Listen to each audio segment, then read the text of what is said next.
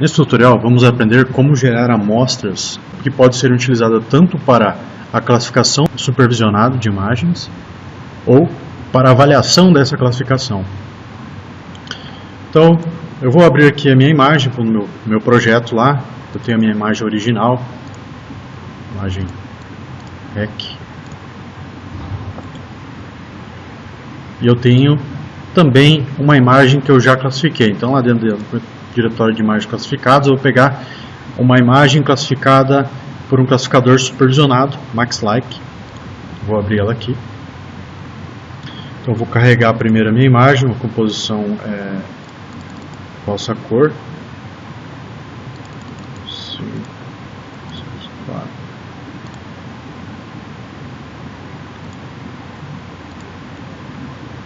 E vou carregar a minha imagem classificada.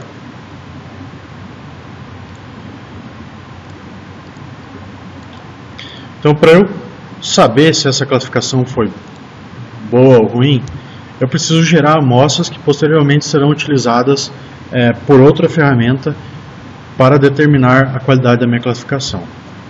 Dentro do diretório classificação, nós temos um subdiretório chamado pós-classificação, onde dentro deles temos duas ferramentas para a geração de amostras aleatórias.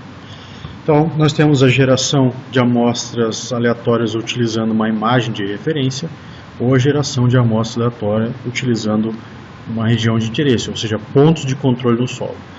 No nosso caso, eu vou estar utilizando essa própria imagem de classificação para gerar nossas amostras.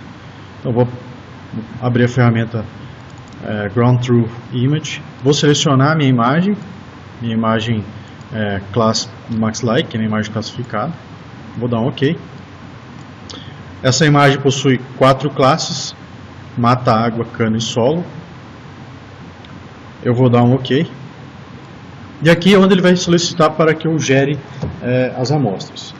Então, o tipo de amostragem depende muito da aplicação que eu vou utilizar. Então, o programa nos dá 3 opções: amostragem random, amostragem puramente aleatória, onde ele pega a área da imagem e distribui uma amostra aleatória. Então, aqui eu venho e defino o tamanho da amostra. Posso definir em pixels, por exemplo, 500 pixels, ou 10 pixels, ou 100 pixels. Ou posso definir também proporcional à área. Eu quero ter uma amostra que corresponda, por exemplo, a 0,01%. Isso dá um total de 101 pixels. Feito isso, eu escolho onde eu salvo e o nome que eu vou salvar esses pontos gerados por esse tipo de amostragem. Outra opção, esse tipo de amostragem não requer necessariamente uma imagem já classificada, uma vez que ele apenas precisa conhecer a área de imagem. Então, a imagem stack pode ser utilizada como a nossa imagem de referência. Em seguida, temos a nossa amostragem aleatória estratificada, Stratified Random. Nesse tipo de amostragem, nós temos duas opções, proporcional e desproporcional. Esse tipo de amostragem requer uma imagem já classificada, ou seja, eu vou gerar a amostra com base na minha classificação. Escolhendo a opção de estratificação proporcional, o programa vai definir as amostras para cada classe. O número de pontos em cada classe vai ser definido de acordo com o tamanho da classe, ou seja, proporcional ao tamanho da classe. Se eu escolher a opção desproporcional, ele também vai dividir o número de amostra entre classes, porém, não vai ser mais proporcional ao tamanho da classe. Vai ser normalmente definido pelo usuário. Por exemplo, eu posso chegar aqui na classe água e definir 50 amostras. Para a classe cana, definir 100 amostras. Para a classe solo, definir 60 amostras. E para a classe mata, definir 30 amostras. Então, aleatório definido pelo usuário. Quando eu defino proporcional, eu defino a porcentagem da classe ou o número de pixels total. Então, o mínimo de pixels que eu estou escolhendo é 77. Perdão. O mínimo de pixels que eu escolho na proporcional é 77. Então, a classe menor vai receber 77. O restante vai ser definido com o tamanho à medida que a classe vai aumentando de tamanho, ela vai recebendo mais pixels. Portanto, no total, eu terei 10.000 amostras se eu utilizar 77 para a menor classe. Então aqui a gente pode visualizar quantos pixels foram atribuídos para cada classe. Vejam, a classe água é a classe com menor área, portanto ela recebeu o mínimo, e o restante foi distribuído proporcionalmente. Por último, eu tenho a amostragem aleatória equalizada. Nesse tipo de amostragem, ele também define um conjunto de amostragem específico para cada classe, portanto eu tenho que ter uma imagem já classificada, onde eu defino o número de pixels que vai ser atribuído para cada classe. Esses pixels, como eu mencionei, são distribuídos igualmente para cada classe. Então, se eu definir 100 pixels, como eu tenho 4 classes no meu mapa, serão definidos no total 400 pixels na área. Então, para esse exemplo tutorial, eu vou utilizar a amostra simplesmente aleatória. Vou utilizar aqui 20 pixels como exemplo. E vou pedir para que ele salve em um único arquivo de ROI. Então eu vou lá na minha pasta PDI, dentro de vetores,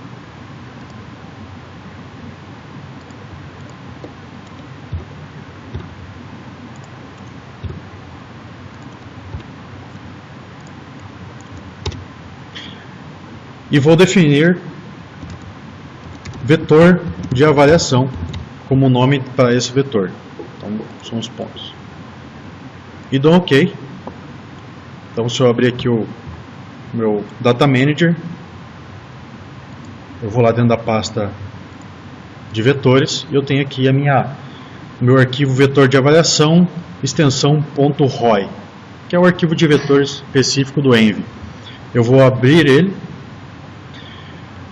Como a gente viu no tutorial sobre recorte de imagem, toda vez que for abrir uma ROI no Envy, ele vai solicitar uma imagem como base. Então eu vou escolher aqui a minha imagem, meu stack de bandas, para exibir o ROI.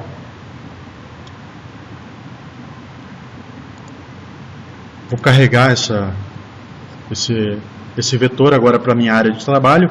Novamente eu vou selecionar meu imagem stack, vou dar um OK. E ele vai aparecer aqui dentro da minha layer imagem stack, eu tenho regiões de interesse amostra aleatória. Então eu vou desligar a classificação, vou abrir a ferramenta ROI, automaticamente ele vai puxar essa ROI, eu vou na aba Pixels, que é o tamanho de cada ponto amostral, e aqui eu consigo passar e ver onde estão localizados os pixels de amostragem. Então eu posso passar. O próximo procedimento é definir a classe de cada um desses pixels. Porém, o arquivo extensão .ROI não permite atribuição, uma tabela de atributos para esse arquivo. Por isso é necessário que a gente converta isso para um outro arquivo de vetor, extensão shapefile. Então eu vou fechar aqui a minha ROI. Vou lá no diretório vetor e vou utilizar a ferramenta Classic ROI to Shapefile. Então eu venho aqui, vou selecionar na minha pasta vetores, certo? Minha pasta vetores, selecionar o vetor de avaliação, vou dar OK. Novamente ele vai pedir uma imagem de referência e eu vou utilizar a minha imagem stack. E vou selecionar onde ele vai salvar esse vetor. Então eu vou escolher a minha pasta vetores e vou criar um folder dentro dessa pasta, que eu vou chamar de shapefile. Vou salvar aqui dentro de shapefile. É importante criar um novo diretório, pois o arquivo shapefile necessita de 4 arquivos. Um arquivo para carregar o vetor e 3 arquivos para informações de metadata. Portanto, criando uma pasta facilita a organização do dado. Eu vou clicar OK.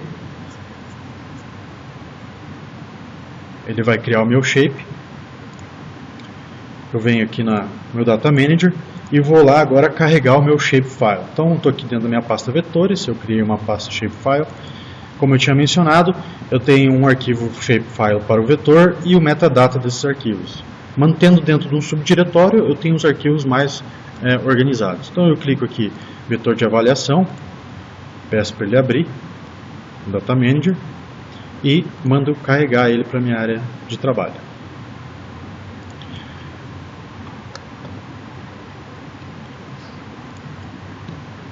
Então, a partir de agora, eu posso inclusive fechar algum desses arquivos, para que o meu não sobrecarregue a memória. Então eu vou fechar a ROI, eu vou deixar só o shape aberto e a classificação da imagem. Vou fechar ele aqui, fechar os dois, vou deixar só o vetor e a imagem. A partir do vetor eu vou definir quais são as classes de cada um dos pixels. Então, vou clicar aqui, vou abrir a tabela de atributos desse vetor. Então a gente vê que tem a classe, o nome da classe, não tem nenhum nome definido aqui por enquanto. E para escolher os pontos, eu vou clicar numa das linhas, vou clicar nessa setinha, ela vai me levar até o ponto que eu estou observando.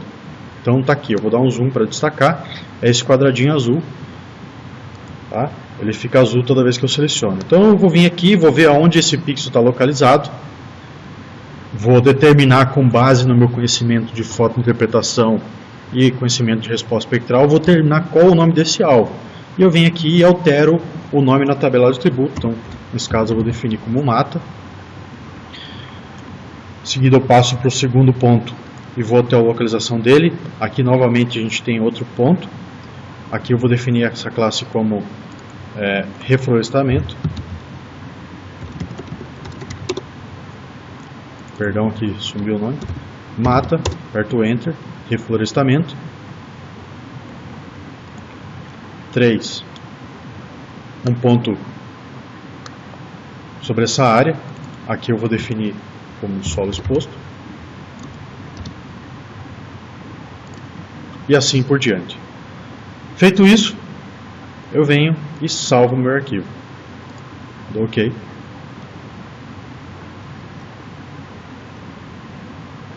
E eu posso fechar minha tabela de atributos.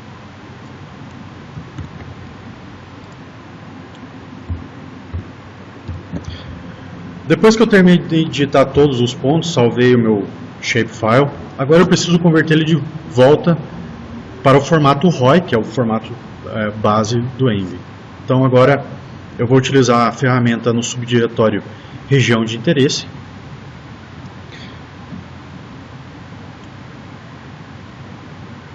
E a ferramenta Vector to ROI.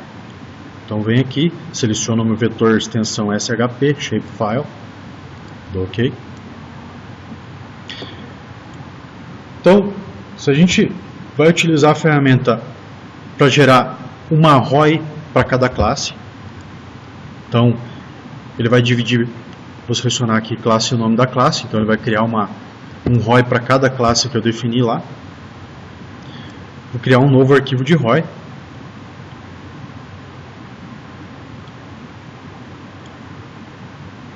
E vou dar OK. Então ele criou aqui com base na minha imagem os três, uma ROI com as três classes que eu defini no shapefile. A partir daqui eu tenho que salvar essa ROI, eu clico em cima de uma delas, vem Save As, seleciono as três para que elas fiquem em um único arquivo e vou lá na minha pasta vetores e gravo agora vetor de avaliação com os rótulos, que é o que eu vou estar utilizando para avaliação.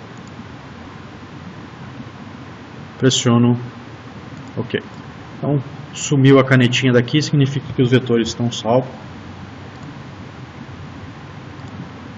E eu gerei um conjunto de amostras, onde cada amostra está identificada pelo seu rótulo, podendo ser utilizada tanto para a classificação supervisionada quanto para a avaliação da classificação.